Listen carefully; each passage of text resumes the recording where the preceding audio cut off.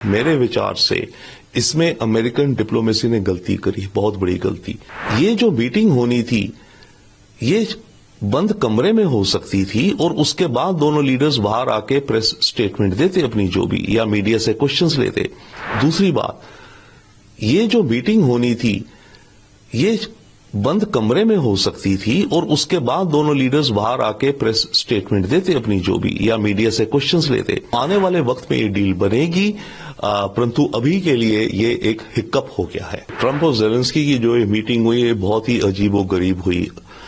World history में और मान लीजिए अमेरिकन हिस्ट्री में कभी ऐसी कोई मीटिंग नहीं हुई ओवल ऑफिस में प्रेसिडेंट ऑफ अमेरिका के साथ किसी दूसरे देश के लीडर की, जो इस तरह की तू मैम में कन्वर्ट हो गई, तो बहुत ही अनप्रेसिडेंटेड है।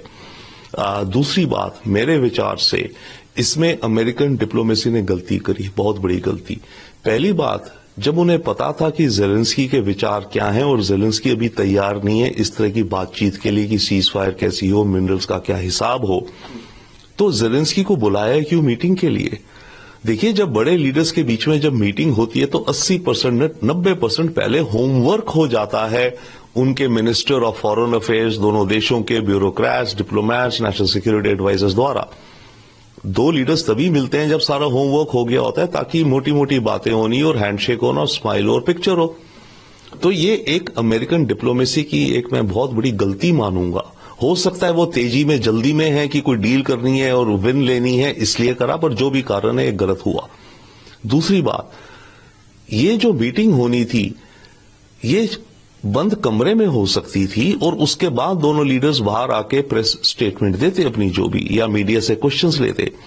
क्या जरूरत थी कि मीटिंग शुरू होने से पहले, जब आपको पता है कि जेलेंस्की के विचार कुछ अलग है, दुनिया की मीडिया के सामने आप बैठ करके बातें कर रहे हो और तू में आ गए? तो ये भी मेरे ख्याल से गलती है अमेरिकन डिप्लोमेसी की पोजीशनिंग के हिसाब से। अब इन दोनों चीजों के अलावा, यस, ये डील बनेगी, आने वाले वक्त में बनेगी। हां, कल की मीटिंग के द्वारा ट्रंप की छवि पर कुछ दाग भी आए हैं, क्योंकि ट्रंप तो अपने को मास्टर ऑफ डील कहते हैं और इस डील को वो लुक फॉरवर्ड कर रहे थे। एक दिन पहले उन्होंने कहा था, कल भी कह रहे थे कि आएंगे, हम बहुत अच्छी डील करेंगे, $350 बिलियन की, ये वो।